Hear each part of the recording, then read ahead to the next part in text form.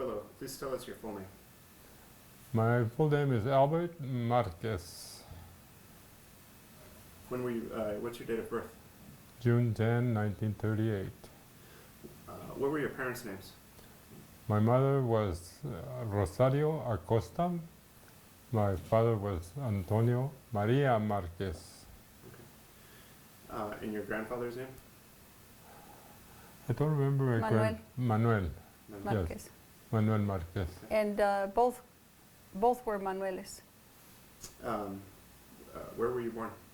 I was born in a little town named Colorado City, Texas.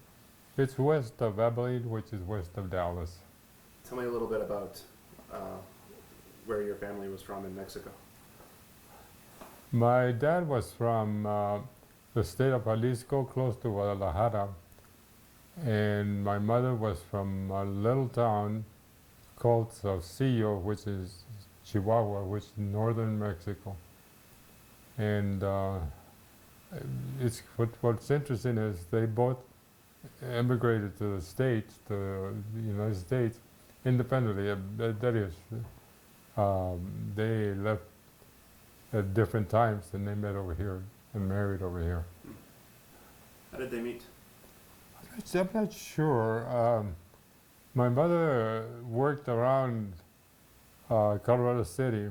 There's several little towns around there. And my dad worked all over the place. And I think probably when we went to work for the railroad in Texas, they met. Tell us about the circumstances of your father, your grandfather coming to the United States. At the time, this was after the revolution.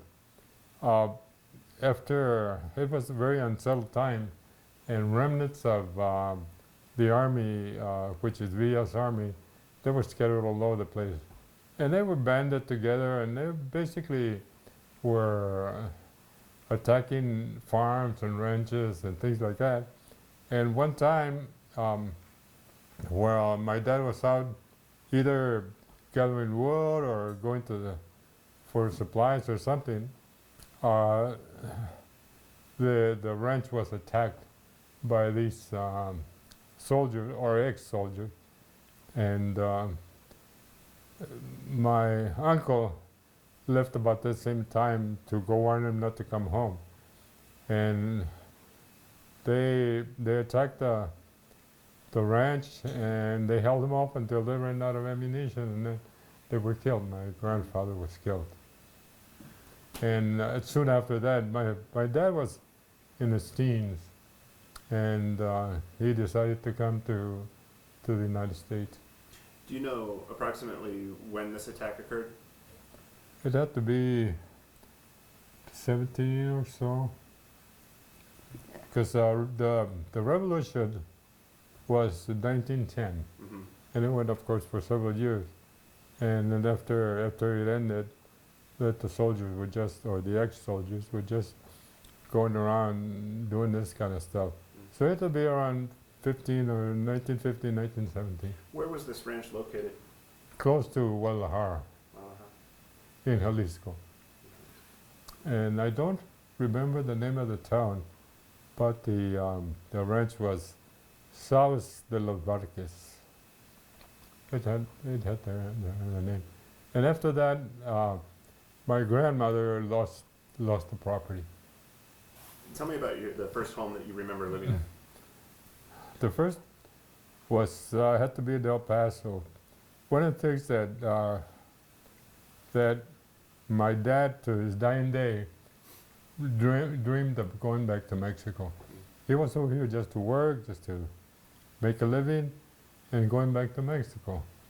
And at the time, I was probably around 3 years old. He moved the family on the way to Mexico and got as far as El Paso, Texas, which is border to Mexico. And he was getting ready to take everybody home, back to Mexico.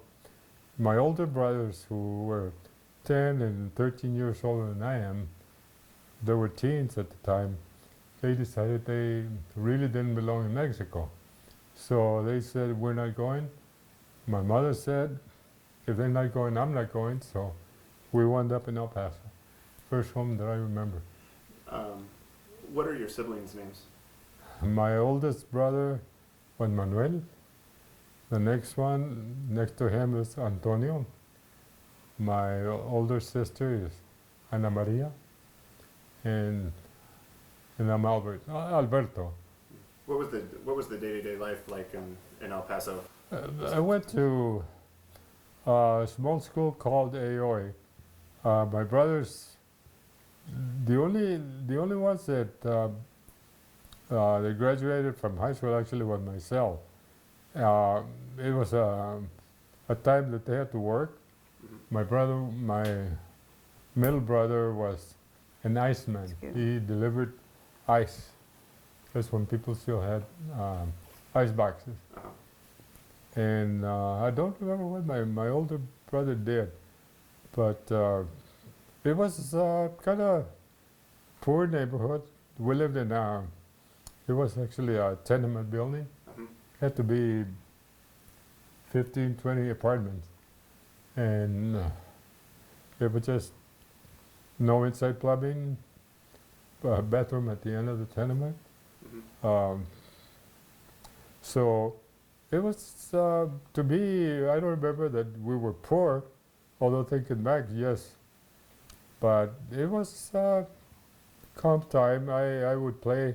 I was a loner, not lonely, but I had a few friends, but I would play by myself. I used to read a lot. Were you always a good student, or did school come easily to you even as a youngster? It did. I remember um, some of the teachers would tell my mother, he's a smart little boy.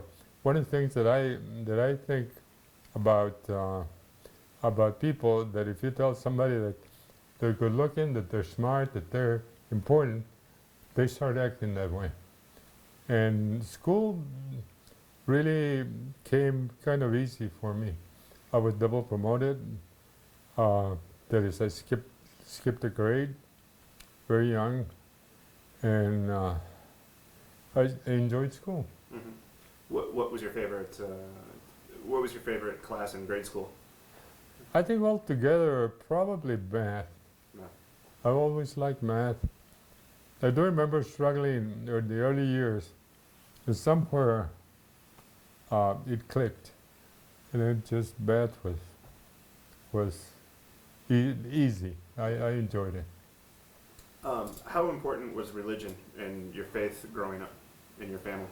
Well, it was important in that my mother made sure that I would go to the religion classes, which is Sunday school type thing.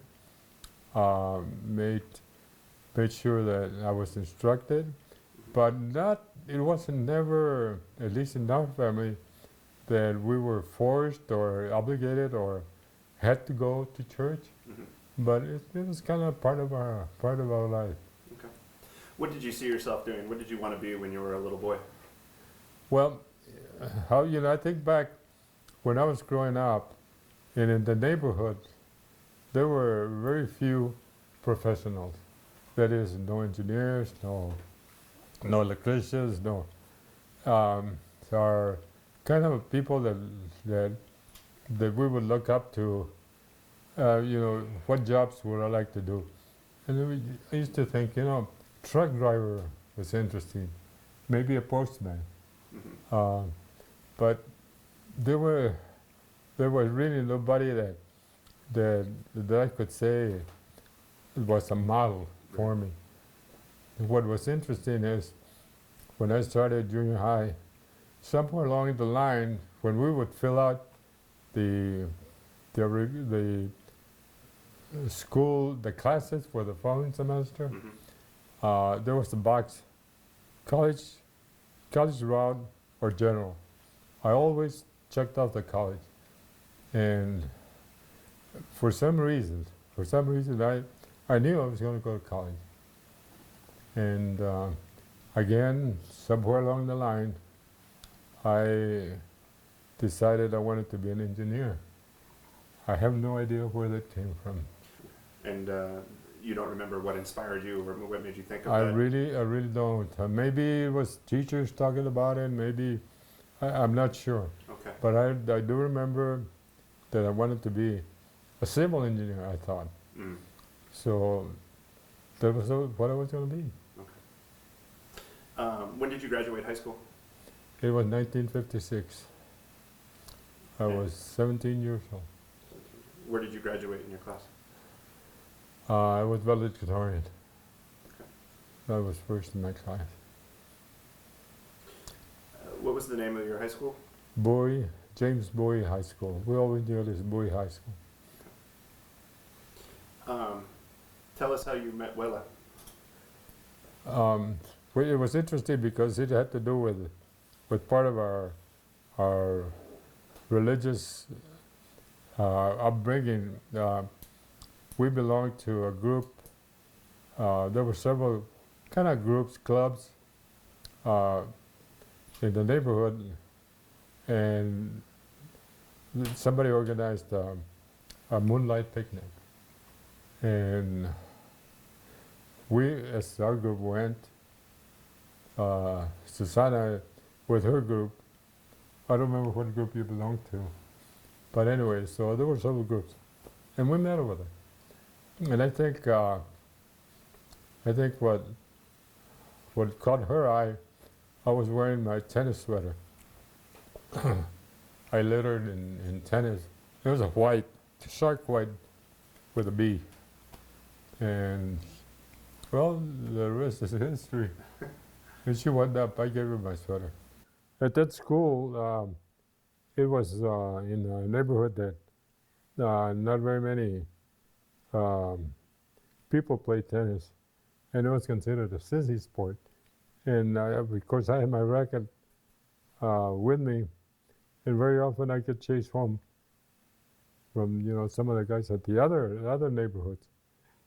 So it was kind of rough. Tell us, the two of you, if you would, the story about staying out past curfew for the movie, Wake Up Little Susie. Oh yeah, that was at that time where that movie where that song was very popular. Wake Up Little Susie by the Everly Brothers, I think. Yes. And it was Wake Up Little Susie. We fell asleep at the drive-in and so forth. Well, first of all, I wasn't supposed to go to the drive-in, but I did. And well, we fell asleep, and all the cars were gone. And there was this man that came to the window and said, "Knock, knock, folks, the movie is over. Go home." And no one was there. So I got into deep trouble because I got home so late. I don't remember what time, but it was much later than I was supposed to. So that was Wake Up Little Susie. Let me tell you, it happened to us.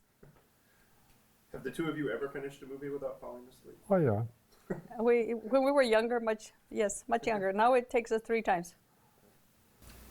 What was your first job? I think one of my very first jobs was I did a whole bunch of little things around the neighborhood. There was we were close to the border.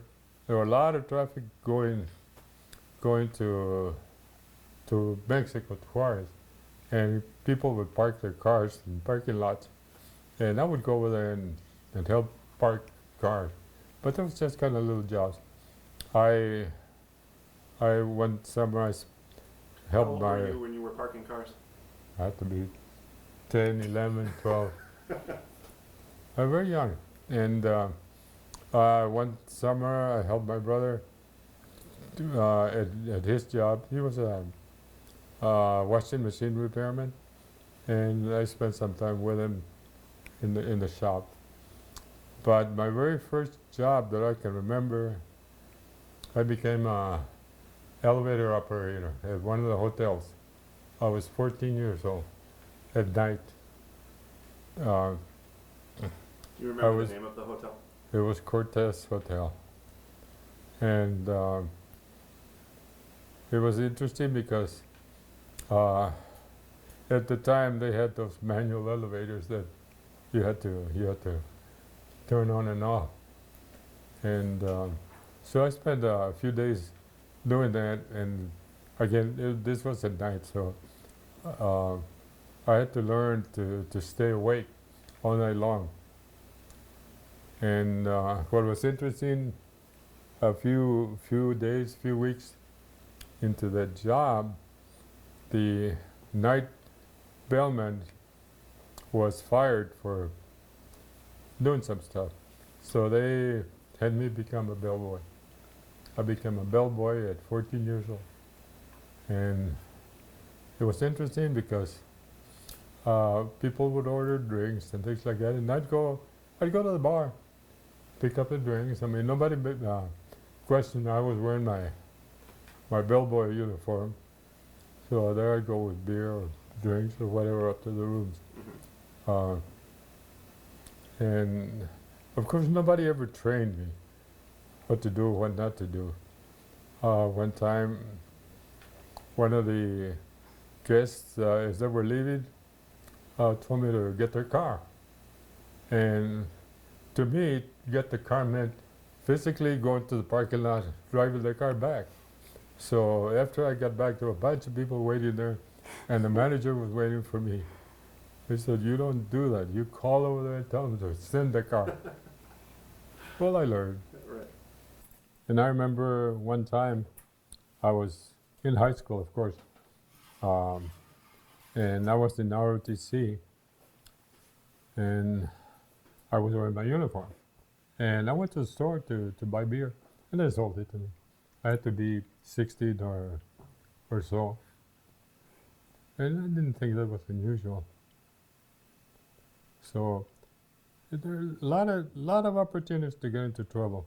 Mm-hmm. And fortunately, I never did get into any serious trouble. How old were you when you got that tattoo? It had to be 14 or so. What were the circumstances that you decided to do that? It was the thing to do. Yeah. Like I said, it's just kind of, nobody said, "Come over here, let's put a tattoo in." Right. People, other kids would get tattoos. Well, I think I'll do that. Okay. So the story behind in a gang is that's the start. And when you commit, even say you kill somebody, you get a stripe, and the next one. So each one means that you did something big. Mm-hmm. I never got there.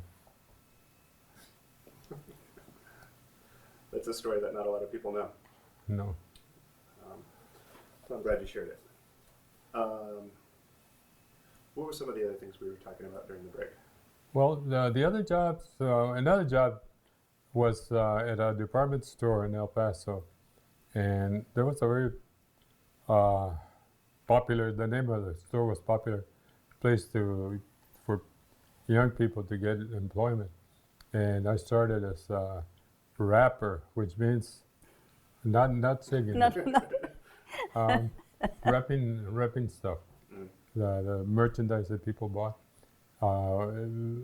Whether it was just wrapping up whatever they bought or gifts. So I learned how to wrap gifts. One of the things that I've found out throughout the years in different jobs, for whatever reason, people see some sort of interest or ability. I soon after that became a cashier. So again, I didn't look for it. My boss decided that I probably could handle being a cashier, so I did. Again, no particular training, just kind of on the job. So that was, I remember we were What making store was that again? Popular dry goods. And how old were you? Had to be 15, 16. On payday, we'd go get a hamburger. The hamburgers were 35 cents. 35 cents, and they were the best Lucky Boys in the whole world. That's the name of them. Lucky Boys. Lucky Was Boy so good. hamburgers? No fries or anything, just a hamburger. I was earning 77 cents an hour.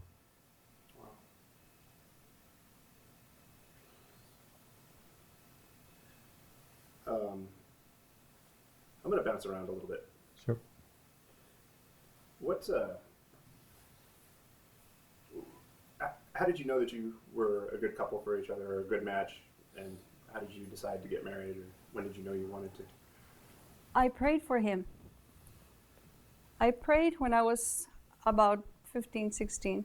Nobody understood me, much less my parents. You know how parents are at that age. They just don't know nothing.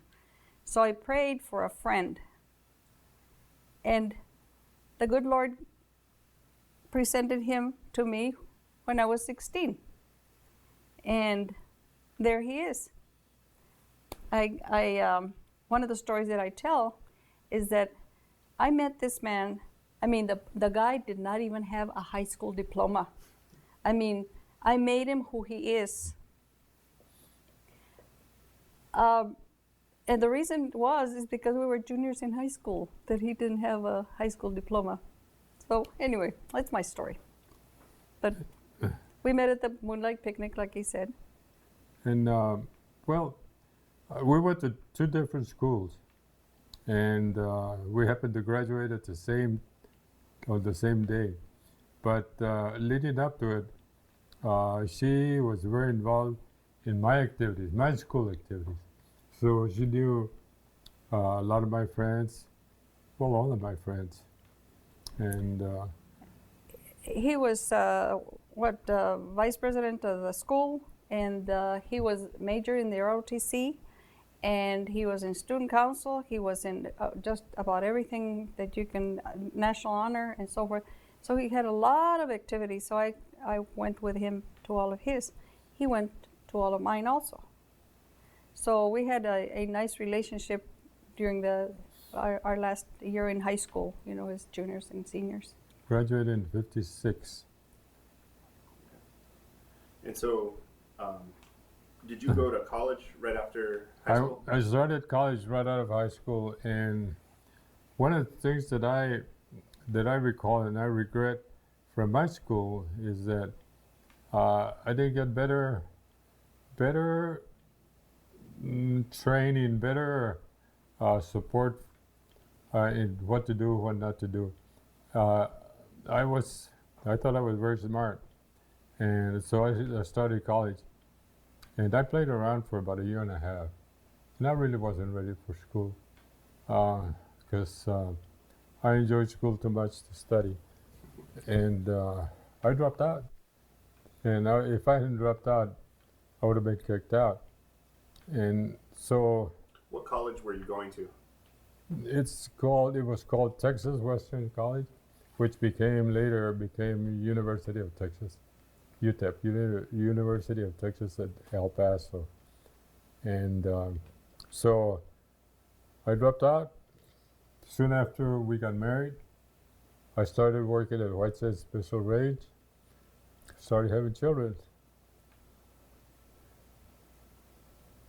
And what was very interesting is how I went back to school.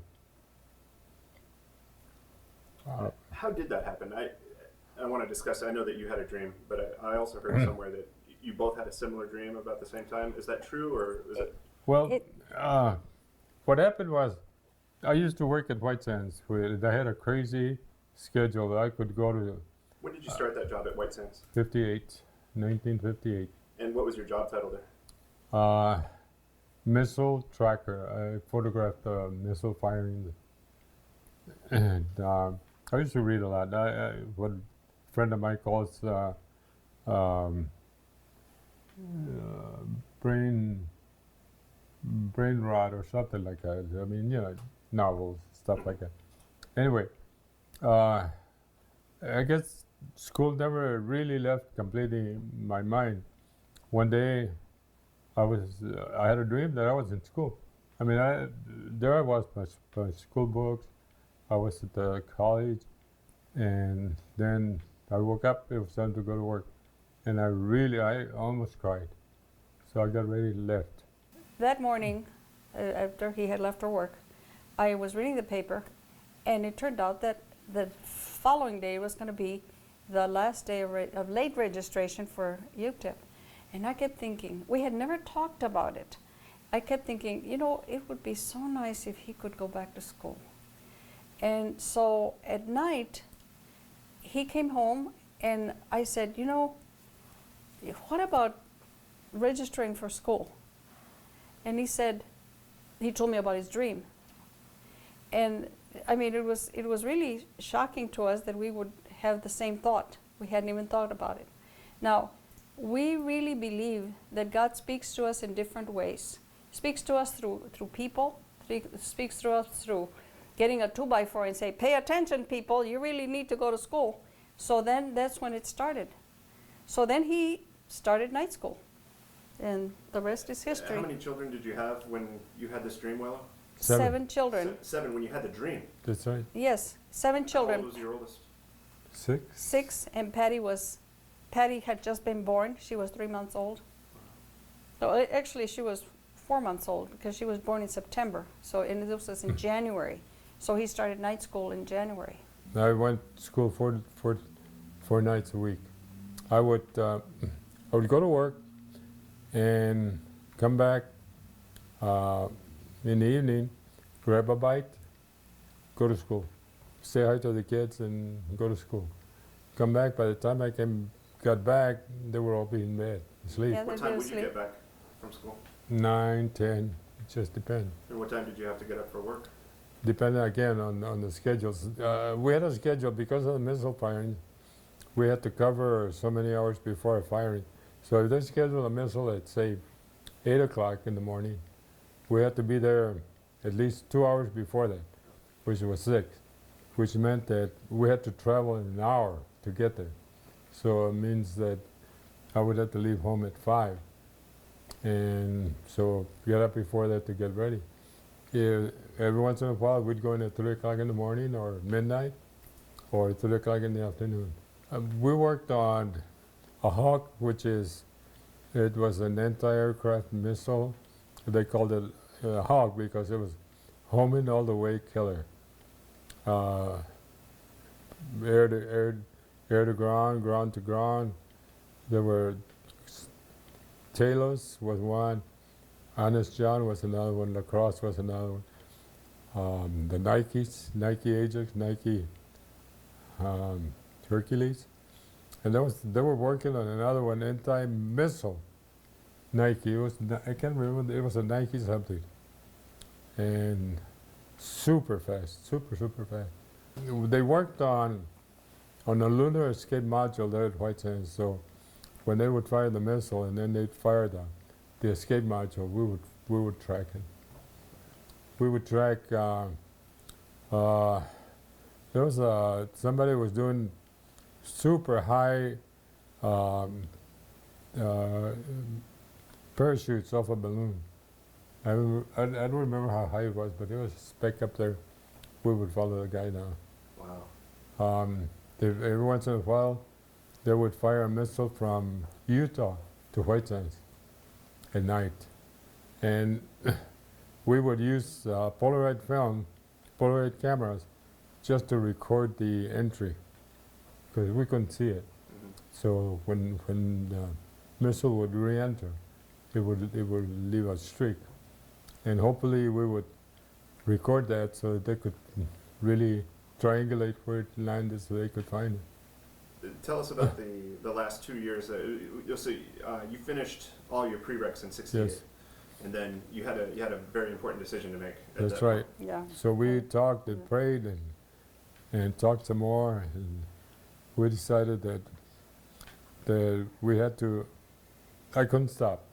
I couldn't stop from school. In between, leading up to that, we had to decide how we were going to make money to support the family while I went to school. And that's when she decided that upholstery would be something that we could do. She's always been a very good seamstress. Yeah, I'm a seamstress, and he knows how to fix everything. So we said, well, let's try it. So I took a correspondence course. So learning correspondence is kind of difficult, but we learned, and I knew how to do a straight seam and so forth, and he knew how to. So anyway, we started. We used to do chairs, and we used to do, you know, the Sofa? kitchen. Yeah, but we started with small things. And so we said, well, besides, who was going to hire me? They would hire me, but who was going to take care of the kids? Well, it's 7 little kids that needed a lot of attention. So we had to do something. What happened, again, God speaks to us in different ways. My best friend in high school was in town. She had moved to California. She had 2 little kids, and she came over to visit. And she said, you know, my mother's got the house for rent. The house happened to be, we lived far away from the university. The house happened to be close to my mom's house and close to the university, a couple of miles or 3 miles from the university. That house had 5 bedrooms upstairs, and it had a living room, dining room, and another bedroom in the bottom, and then an entryway and a staircase.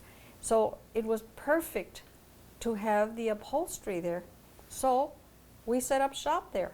We rented the house, rented ours that we owned, rented my friend's Gloria's house, and started the business there.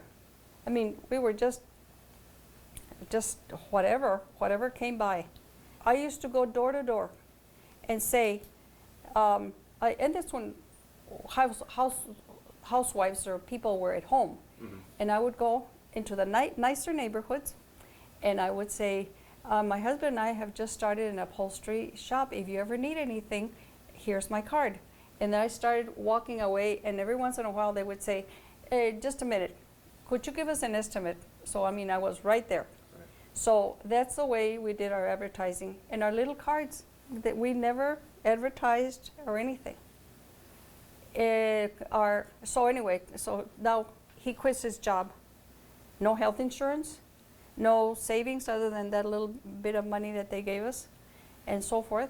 We were very fortunate to be close to my moms and my brothers and sisters, that they babysat when we needed and so forth.